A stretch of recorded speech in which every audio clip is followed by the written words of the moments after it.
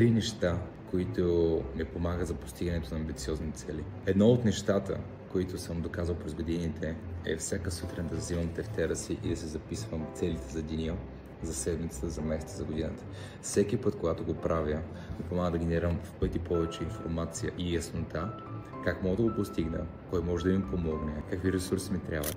Второто нещо, винаги търся някой, който вече е постигнал тази цел, за да може да взема опит, да ми даде обратна връзка, какво мога да подобря. Щом за мен е някаква амбициозна цел, следователно нещо, което все още не съм постигнал. Докато за някой друг, това, което за мен е амбициозна цел, за него може да е нещо, което е го постигнал преди 30 години. И трето нещо, което прилагаме, дисциплина. Дисциплина, защото мотивацията означава да правиш нещата, когато имаш желание, а дисциплината им помага да продължа, когато нямам желание. Това са може би трите неща, които прилагам и трите неща, които ще ми бъдат партньори през 25-та година.